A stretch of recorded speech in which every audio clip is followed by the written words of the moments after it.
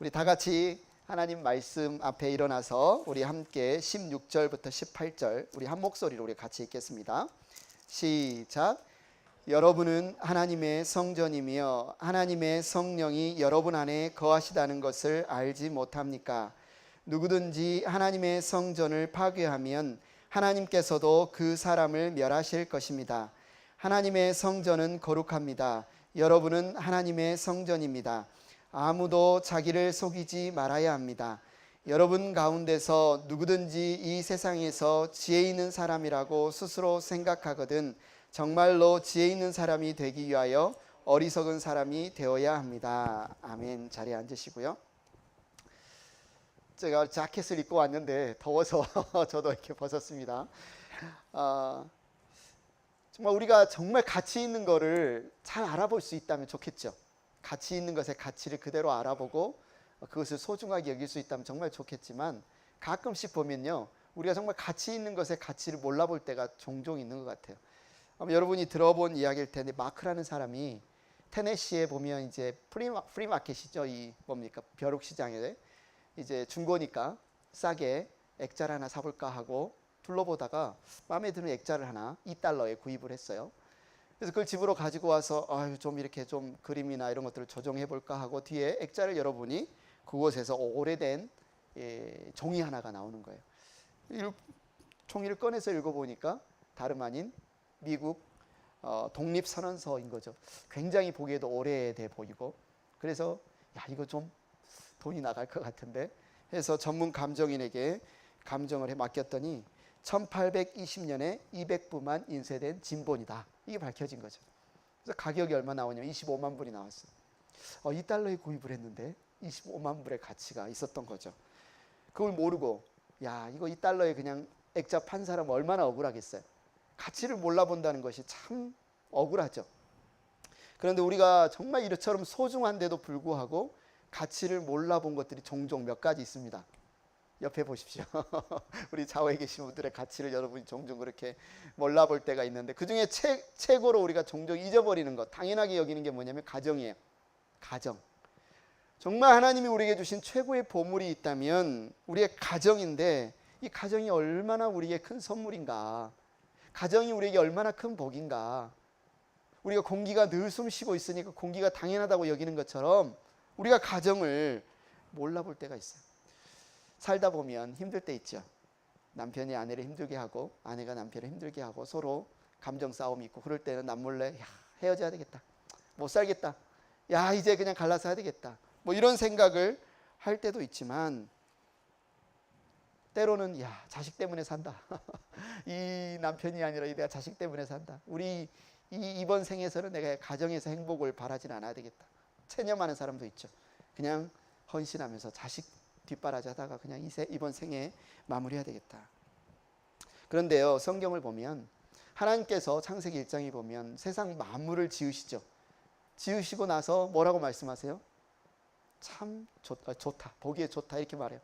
This is good, 보기에 좋다. 그런데 마지막에 사람을 지으시고 남자와 여자를 지으시고 그들의 한 가정을 꾸리시고 하나님이 그들을 보고 하시는 말씀은 참 좋다 그러십니다. 참 좋다. 세상 만물을 지으실 때는 그냥 보기에 좋다 하셨는데, 이 남자와 여자 그들을 한 가정을 꾸리시고 나서는 하나님께서 정말 보기에 좋다, 참 보기에 좋다, 이렇게 말씀한다는 거죠. 그런데 하나님이 이렇게 아름답게 지으신 가정을 우리가 생각할 때 그 정도의 가치, 그 정도의 복, 그 정도의 선물이라고 여기지 못할 때가 많이 있는 것 같아요. 우리가 연애할 때 얼마나 꿈속을 날았습니까? 막 가슴이 설레고 이런 말이 있습니다. 연애는 꿈꾸는 것이고 결혼은 자명종 소리에 깨는 것이다, 뭐 이런 말이 있대요. 내가 결혼만 하면 너무 행복할 것 같은데, 사랑하는 사람과 만나서 가정을 꾸리면 너무너무 행복할 것 같은데 결혼하는 순간 점에서 번쩍 깨는 것 같다, 이런 이 세상 말이 있는데, 어느 해 이 911, 한국의 911, 한국의 119 자꾸 무슨 신고가 들어오냐면 집에서 가정폭력이 일어나니까 빨리 와서 도와달라고. 한국은 119가 출동을 해요. 불 끄러 가는 게 아니고 부부싸움 불 끄러 가는 거죠. 부부싸움 불 끄러 가는 건수가 한 해에 1353건이었다. 119 소방대원이 실제 집에나 아니면 건물에 불을 끄는 줄 알았더니 알고 보니 부부간에 이 감정의 불을 끄는데 일을 많이 한다. 농담 같지만 정말 우픈 사건이죠. 그런데 이게 하나님이 의도하신 모습이 아니다. 하나님이 계획하신 이 가정의 모습이 아니다. 그럼 가정이 왜 이렇게 됐을까? 가정이 언제부터 이렇게 되었을까? 그 원인을 찾아가려면 가정이 처음 생겨진 아담과 하와의 가정으로 우리가 돌아가야 되겠죠. 하나님은 그렇게 의도하지 않으셨는데, 하나님은 그렇게 계획하지 않으셨는데 왜 하나님이 디자인하지 않은 모습으로 이렇게 왜곡됐을까?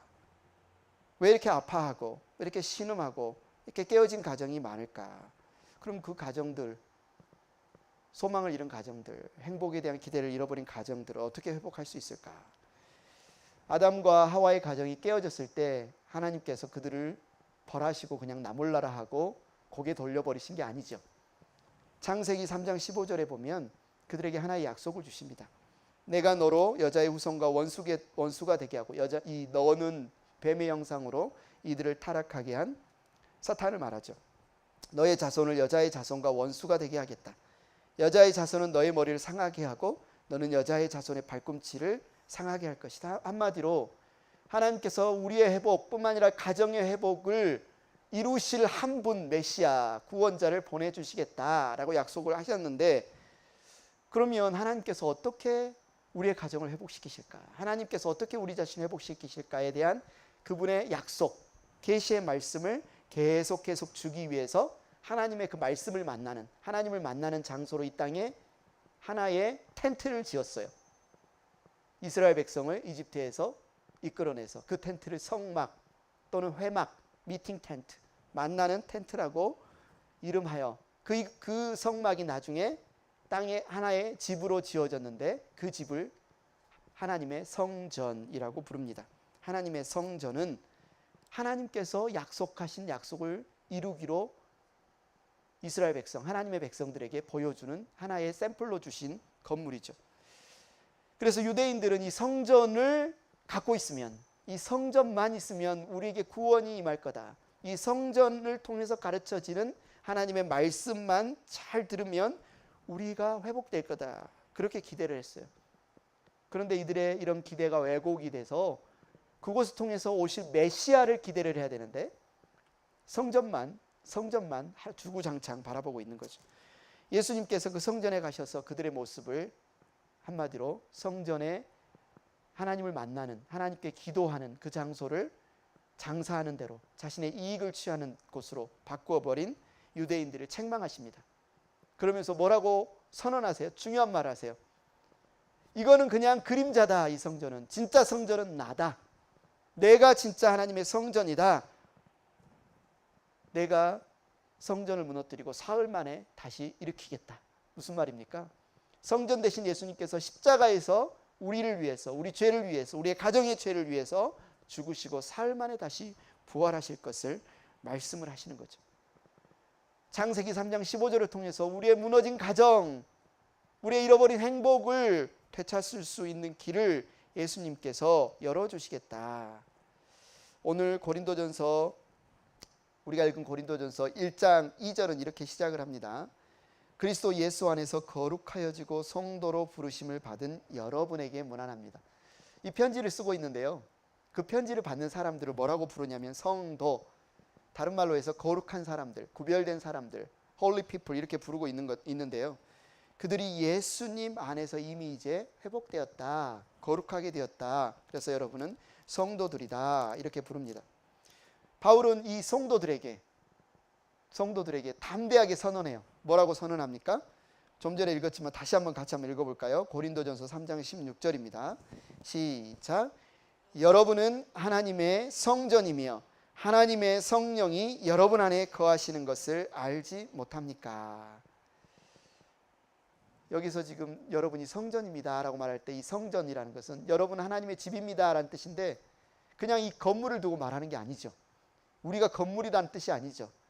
여러분이 하나님의 성전이라고 말할 때 이 성전은 하나님이 함께 하시는 모임, 하나님이 함께 하시는 공동체를 말하는 것입니다. 창세기 2장 18절에 보면 하나님이 아담을 지으셨는데 아담을 이렇게 딱 지켜보시는 거예요. 근데 아담이 혼자 있으니까 좋지 않은 거죠.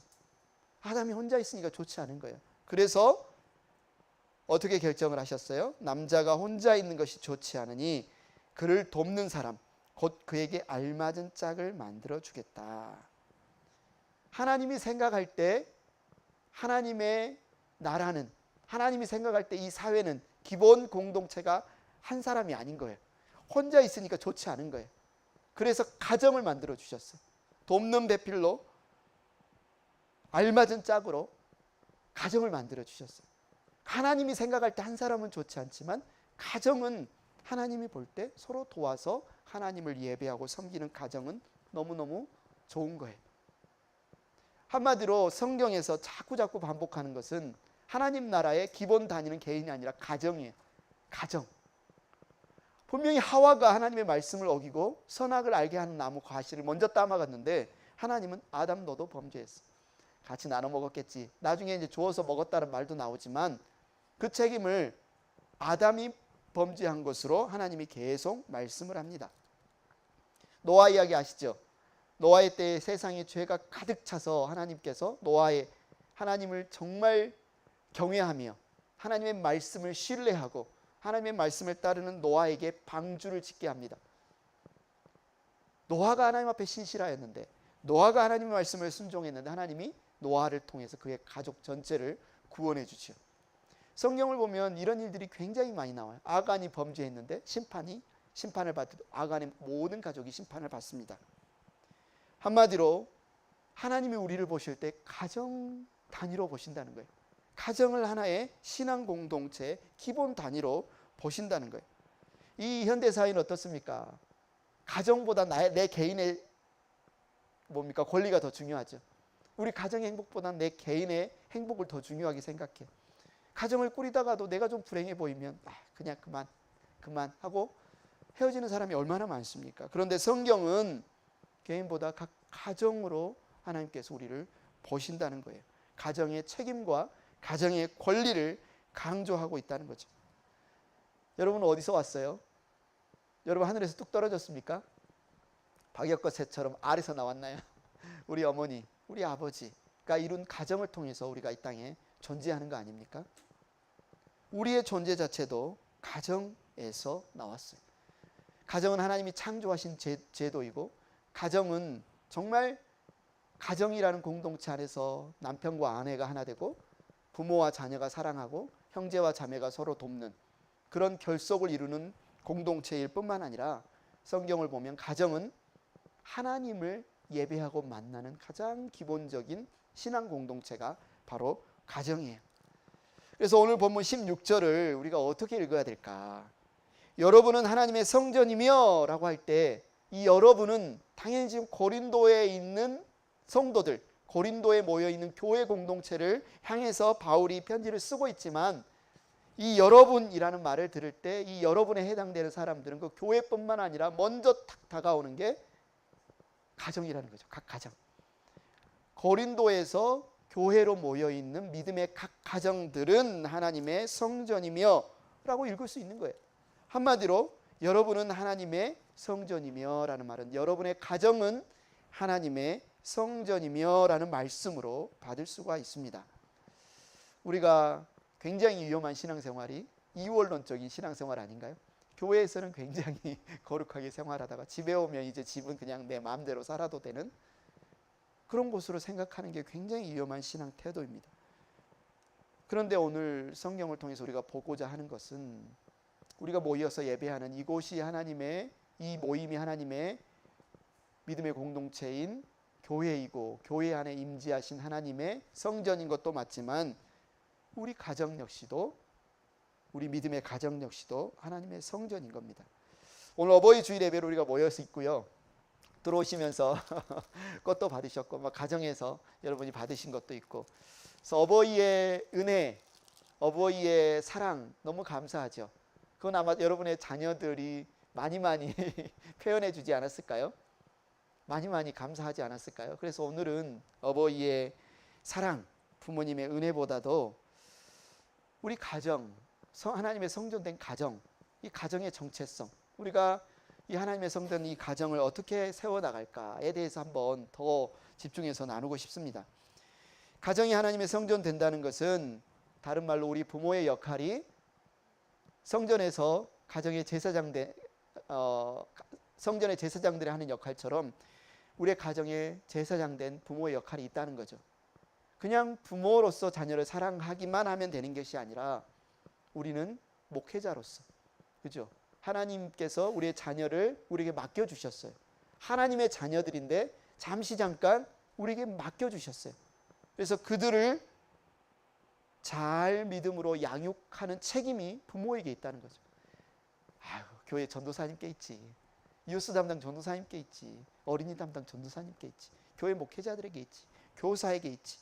물론 그들의 책임이 어느 정도 있습니다만은 1차적인 우리의 사명은 뭐예요? 부모가 가정에서 자녀들을 양육해야 된다. 왜? 우리의 믿음의 가정은 하나님의 성전이기 때문에. 또 하나님이 가정에서도 우리가 하나님을 예배하기를 원해요. 이 시간 우리가 이 말씀을 듣고 하나의 기도 제목, 하나의 소원으로 또 회복돼야 될 목표로 삼아야 될 게 가정에서 우리가 하나님을 예배하면 좋겠다. 가정에서.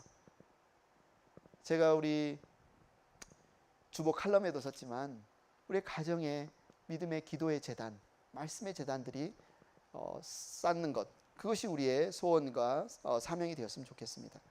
행복한 교회 가족 여러분, 우리의 가정은 하나님의 성전입니다. 하나님의 성전된 우리 가정의 아픔과 갈등, 안 돼, 이번 생은 망한 것 같아, 아무래도 안 될 것 같아, 체념하지 마시고 하나님이 임재하시면, 나중에 이제 시편 말씀도 있겠지만 하나님의 집은 하나님이 세우시는 거예요.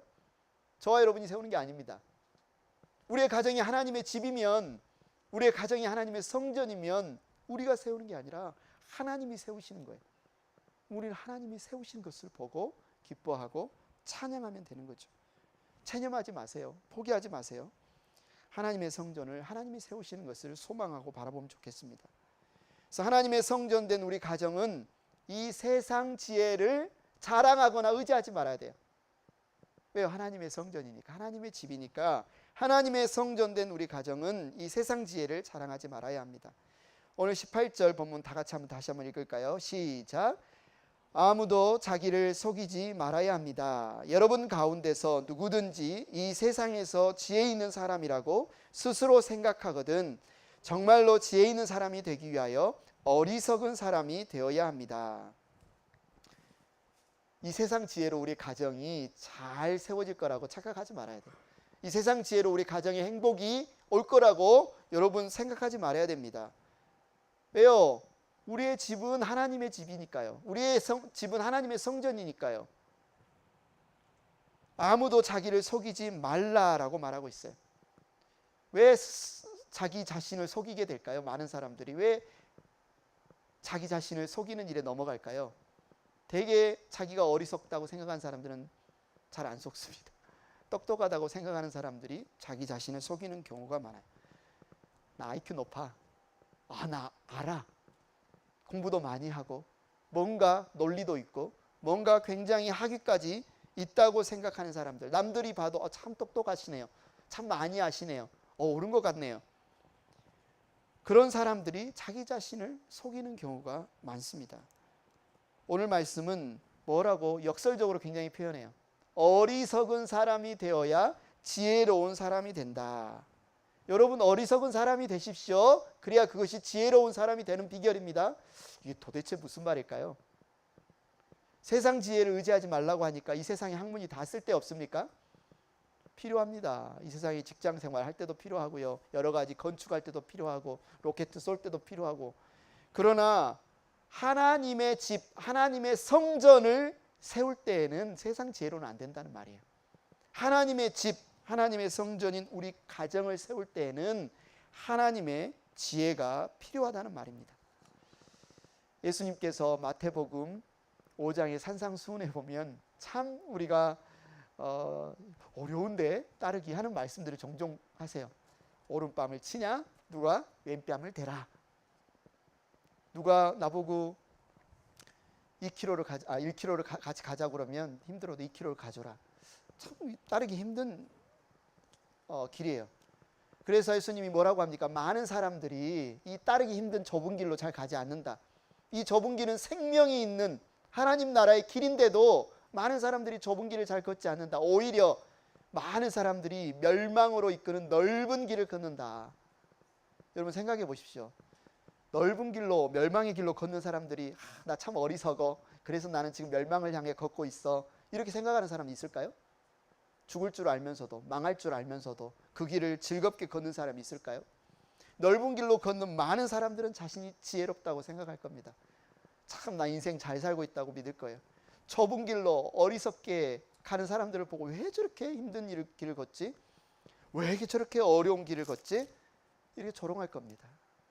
그래서 사도 바울은 역설적으로 말하는 거예요. 여러분, 이 세상에서 미련하다고 하는 그 길로 가세요. 여러분, 이 세상에서 어리석다고 하는 그런 사람이 되세요. 그럼 여러분이 지혜를 얻습니다. 역설적으로 말하고 있는 거예요. 우리 하나님은 굉장히 지혜로우신 분이에요. 우리 하나님은 굉장히 똑똑하신 분이에요. 우리 하나님은 전지 모르시는 것이 없을 만큼 모든 지식을 소유하신 분이에요. 그러면 가장 좋은 보물인 가정을 올바로 세우기 위해서 누구에게 물어봐야 되겠습니까? 이 세상의 그 어떤 똑똑함보다 더 지혜로우신 하나님께 물어보는 것이 맞습니다.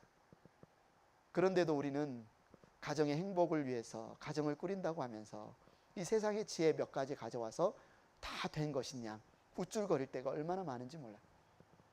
태평양 바닷가에서 조개 하나를 주워놓고 내가 태평양 전체를 안다고 뽐내는 것처럼 얼마나 어리석은 우리의 모습이 있는지 모르겠습니다.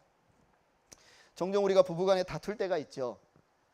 부부싸움이 전 세계적인 전 국가적인 일인가 봅니다. 기관들이 왜 싸우지? 부부가 설문조사를 해요. 1위가 뭘 것 같아요? 1위라기보다는 첫 번째, 뭐 때문에 주로 여러분 싸우시나요? 자녀 양육 문제. 내 자녀 이렇게 키워야 되는데 아니야, 그렇게 키우면 안 돼, 저렇게 키워야 돼. 자녀 양육 문제로 자주 싸운답니다. 둘째, 물질 사용 문제. 당신은 왜 이렇게 예쁘게 쓰냐? 이렇게 쓰자 말자. 물질 사용 문제로 싸운답니다. 셋째, 설거지. 왜 당신은 설거지를 한 번도 안 해? 내 손에 물 한 번 안 묻히게 해준다더니. 뭐 설거지 문제로도 종종 싸운다고 하고요. 넷째는 잠자리, 다섯째는 말투, 여섯째는 부모, 일곱째는 귀가 시간. 뭐 이런 원인들이 나왔다고 해요. 아마 우리가 종종 싸우는 이유하고 좀 맞는 것일 수도 있지만 저는 근데 부부가 싸우는 이유를 이 문제들 뒤편에 있는 한 가지 원인 때문이라고 생각합니다. 그것은 뭐예요? 오늘 이미 성경에서 이야기를 했어요. 세상 지혜를 의지하기 때문에. 다시 말해서 내 생각이 당신 생각보다 옳아라고 생각하는 부부 때문에 싸운다고 생각해요. 자기가 맞고 당신이 틀렸기 때문에 화가 나는 거죠. 내가 맞고 상대방이 틀렸기 때문에 화가 나는 거죠. 그래서 오늘 고린도전서 3장 19절을 하나님께서 부부싸움 하지 않는 방법, 안 싸울 수는 없을지라도 부부싸움을 좀 줄이는 방법, 아니면 부부싸움을 이기는 방법으로 이렇게 말씀하세요. 이 세상의 지혜는 하나님 보시기에 어리석은 것입니다. 성경에 기록하기를 하나님께서는 지혜로운 자들을 자기 꾀에 빠지게 하신다 하셨습니다. 그걸 알라는 거죠. 내가 지혜롭지 않다는 사실을 알라는 거죠. 내가 지금 옳다고 굳게 믿는 내 생각이 하나님의 지혜보다 얼마나 어리석은가. 나는 맞고 저 와이프는 틀렸는데, 나는 맞고 저 남편은 틀렸는데, 내가 아니라 내가 틀릴 수도 있다는 하나님의 지혜가 옳다는 그 겸손함을 갖는 것이 얼마나 지혜로운지 알라는 겁니다. 그래서 하나님은 지혜롭다고 생각하는 자들은 자기 꾀에 빠지게 하신다, 이렇게 말씀을 하세요. 또 주님은 지혜로운 자들의 생각을 헛된 것으로 하신다. 오늘 보면 20절에 보니까 또 기록하기를 주님께서는 지혜로운 자들의 생각을 헛된 것으로 하신다 하셨습니다. 우리가 굳게 붙잡고 있는 이 세상 지혜에서 돌아와야 돼요. 그것을 내려놓는 것이 구원입니다. 참된 구원의 길인 예수님께 돌아와야 돼요. 예수님의 지혜를, 하나님의 지혜를 붙들어야 됩니다. 내가 틀렸다고, 내가 잘못된 것을 붙들고 있다고 인정하고 하나님께 참된 지혜를 붙잡아야 됩니다. 여기에서부터 하나님의 성전된 우리 가정이 올바로 세워질 수 있어요. 하나님이 계시지 않는 곳에는 하나님의 지혜가 없습니다. 그러나 하나님이 계신 곳에 하나님의 지혜가 있습니다. 우리의 가정을 먼저 하나님을 모시는 가정으로 삼는 것이 가장 지혜의 근본이고, 그분을 경외하며 그분의 지혜된 말씀에 귀 기울이는 것이 부부싸움도 줄어들고요, 자녀도 잘 양육하고요, 우리의 가정이 정말 하나님이 기뻐 받으시는 가정으로 세워지는 비결입니다. 행복한 교회 가족 여러분, 남편 여러분, 아내 여러분, 여러분 가운데 스스로 똑똑하고 지혜 있다고 생각하시는 분이 있다면 오늘부터 난 참 어리석은 사람이 되십시오. 그게 지혜로워지는 비결이라고 해요. 여러분의 지혜를 내려놓고 오히려 내가 어리석었구나. 왜냐하면 그래야 하나님의 지혜를 누릴 수 있기 때문에 그렇습니다. 사람의 지혜는 참 지혜가 아니고 참으로 지혜로우신 분은 하나님 한 분밖에 없음을 아는 것, 경외하는 것이 참으로 지혜롭다는 것을 여러분 아시기 바랍니다.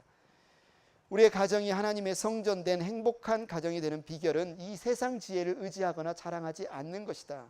그럼 이제 또 무엇을 자랑하지 말라고 이야기하나요? 21절에 보니까 하나님의 성전된 우리 가정은 사람을 자랑하지 않는다, 하나님을 자랑한다, 이렇게 이야기를 하죠. 21절부터 23절에 그러므로 아무도 사람을 자랑하지 말아야 합니다. 모든 것이 다 여러분의 것입니다. 바울이나 아볼로나 게바나 세상이나 삶이나 죽음이나 현재 것이나 장래 것이나 모든 것이 다 여러분의 것입니다. 그리고 여러분은 그리스도의 것이요 그리스도는 하나님의 것입니다. 아무도 사람을 자랑하지 말래요. 이 사람에는 나도 포함이 되고 내 배우자도 포함이 되고 우리 부모나 우리 자녀도 포함이 되고, 교회 공동체에서 지금 고린도 교회에 큰 문제가 일어났는데, 이들이 그리스 철학자들 사이의 어떤 전통 관례를 받아들여서 지금 어떤 문화, 누구누구 문화, 어떤 스승을 어떤 지혜로운 스승을 모시고 그 문화로 파벌을 지금 만들고 있어요. 나는 바울파다, 나는 게바파다, 나는 아볼로파다, 이런 식으로 지금 막 나뉘고 있어요. 왜요? 그리스에는 그런 일들이 많았거든요. 위대한 스승 밑으로 모여요. 딱 줄 서서 모여서 나는 그 밑에서 배웠다. 사람을 자랑해요. 나는 누구누구의 제자다. 그런데 오늘 본문을 통해서 바울은 바울이나 아볼로나 베드로 게바나 다 이거는 교회의 공동 소유물일 뿐이다. 하나님께서 교회가 필요해서 교회에 세워주신 성도들의 것이다, 여러분의 것이다, 이렇게 말하고 있는 거예요. 성도들은 나는 바울의 것이야, 나는 게바의 것이야, 이렇게 이야기하고 있는데 그건 완전히 거꾸로 생각하고 있다는 거죠. 바울이 아무리 수고하고 땀 흘리고 굉장히 훌륭한 믿음으로 양육한 어떤 제자라 할지라도 그 제자는 누가 키운 거예요? 하나님 키우신 거죠. 바울은 심었고 아볼로는 물을 주었을 때 자라게 하시는 이는 하나님이시다. 바울도 하나님의 몸된 교회의 것이고 아볼로도 교회의 것이고 게바도 다 교회의 일꾼이다. 한마디로 교회의 공동 소유물이다. 온 세상도 교회의 것이요 생명도 죽음도 교회의 것이다. 현재 있는 것들이 다 그러하고 장차 올 것도 그러하다. 하나님의 구원 계획 속에서 우리의 모든 것들은 다 성도들을 위해서, 구원받은 하나님의 백성을 위해 존재한다. 교회를 위해 존재한다. 더 나아가서 그런데 이 교회는 누구의 것이냐? 묻습니다. 23절에 말하죠. 이 교회된 여러분은 그리스도의 것입니다. 어떻게 사셨어요? 예수님이 공짜로 안 사셨어요. 값을 주고 사셨어요. 자신의 피를, 가장 값비싼 자신의 보혈을 내어주고 여러분을 자신의 것으로 삼으셨어요. 특별한 소유물로 삼으셨어요. 그것을 구원하여 속량, 구속이라고 부르는데 예수님이 우리를 구속하여 주셨어요. 자기의 소유물로 삼아주셨어요. 그런데 바울은 도장을 꽝꽝 찍습니다. 그 그리스도도 하나님의 것이다. 한마디로 이 세상의 모든 것은 다 하나님의 것이다. 이 세상의 모든 것은 다 하나님의 것이다. 우리가 자랑하고 싶은 것이 있어도 그거 여러분의 것이 아니에요. 내 것이어야 자랑하죠. 봐라, 내 것이다. 내 것이 없어요. 하나님의 것이다. 그래서 뭐가 더 낫다고 자랑할 수도 없고 뭐가 더 모자르다고 무시할 수도 없어요. 왜? 다 하나님의 것이니까. 하나님 안에서 하나이다. 이 진리는 우리 가정에도 적용이 됩니다. 부부 사이에도 적용이 돼요. 왜 싸워요? 내가 더 낫다, 당신이 더 모자르다, 나는 잘했다, 당신은 못했다. 사람을 자랑할 것이 없습니다. 사람을 자랑할 것이 없어요. 내 생각, 내 지혜를 자랑할 것이 없습니다. 반대로 무시할 것도 없어요. 상대방 왜 그래라고 무시할 것도 없어요. 깎아내릴 것도 없습니다. 왜? 우린 다 한 몸이고 하나님의 것이기 때문에. 얼마나 어리석습니까? 자기 몸을 보고 내 손은, 내 눈은, 말이 안 되는 일이에요. 그럴 필요가 없어요. 우리는 하나님의 것이고 하나님의 소유이기 때문에 그렇습니다. 그래서 우리가 자랑할 것이 있다면 딱 한 가지 있는데 16절에 다시 한번 읽을까요? 16절 시작. 여러분은 하나님의 성전이며 하나님의 성령이 여러분 안에 거하시다는 것을 알지 못합니까? 우리가 자랑할 게 딱 하나 있습니다. 성령이 내 안에 거하시는 것. 성령이 우리 가정 안에 거하시는 것. 이건 자랑할 수 있어요. 성령이 우리를 집 삼으셨다. 하나님이 우리를 집 삼으셨다. 하나님이 우리 가정을 성전되게 하셨다. 이거는 기쁜 일이고요. 감사할 일이고요. 정말 자랑할 만한 일입니다. 그래서 우리는 오늘 본문 17절 말씀을 굉장히 진지하고 무겁게 받아들여야 돼요. 17절을 같이 읽겠습니다. 시작. 누구든지 하나님의 성전을 파괴하면 하나님께서도 그 사람을 멸하실 것입니다. 하나님의 성전은 거룩합니다. 여러분은 하나님의 성전입니다. 이거 돌로 만든, 나무로 만든 그 성전 이야기하는 거 아니에요. 우리 그거 무너뜨린 적 없는데, 우리 그 성전 무너뜨린 적, 파괴한 적 없는데 나는 괜찮네, 그 말 아닙니다. 이 성전은 하나님이 거하시는 교회 공동체, 교회 공동체의 기본 단위인 우리 가정 공동체. 믿음의 가정을 파괴하면, 믿음의 가정을 무너뜨리면 하나님이 심판하신다잖아요. 하나님의 성전이라고 말하기 때문에. 그냥 우리 집이 아니에요. 내 마음대로 할 수 있는 가정이 아닙니다. 하나님의 것입니다. 하나님의 집입니다. 하나님의 성전입니다. 무겁게 이 말씀을 받아들여야 돼요. 이것을 아는 것이 지혜로운 거예요. 우리 가정이, 우리 자녀가, 내 배우자가 내 마음대로 어떻게 할 수 있는 존재가 아니구나. 하나님의 것이구나. 하나님의 집이구나. 하나님의 성전이구나. 이것을 아는 것이 지혜예요. 이것을 아는 것이 건강한 것이고, 이것을 아는 것이 행복한 가정을 세우는 비결입니다.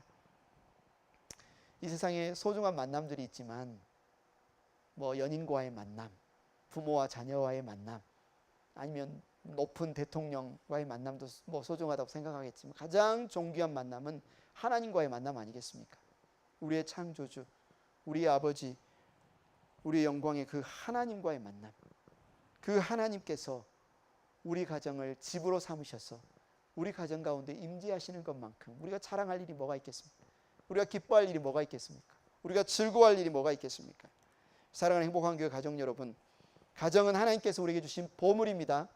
우습게 보지 마십시오. 소중하게 여기십시오. 가정은 하나님이 임재하시는 성전입니다. 하나님의 영이 거하시는 집입니다. 그래서 하나님의 성전된 가정을 행복하게 세우는 비결은 이 세상 지혜로 되지 않아요. 돈 많다고 되지 않습니다. 갖춘다고 되는 것이 아니에요.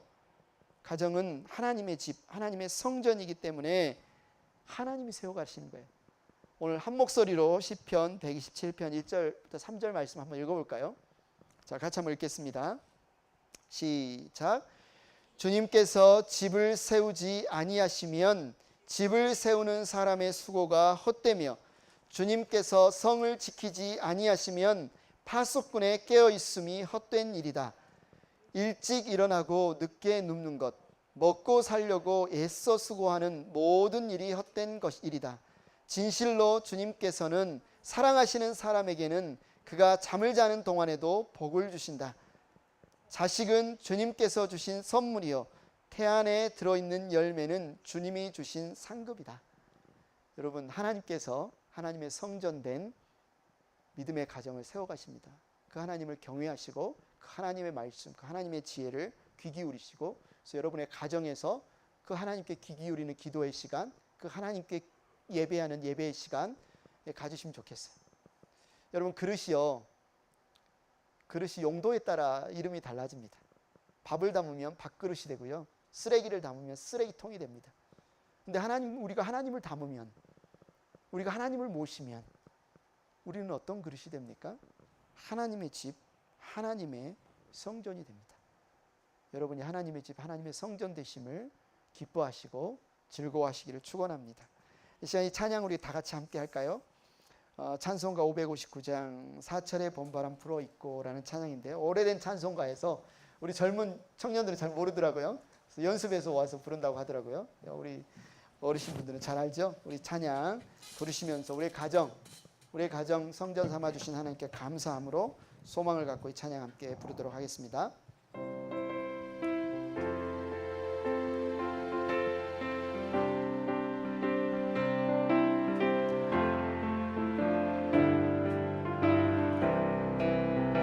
사철의 봄바람 불어있고 하나님 아버지 모셨으니 믿음의 반석도 든든하다. 우리 집 즐거운 동산이라. 고마워라 임마누엘 예수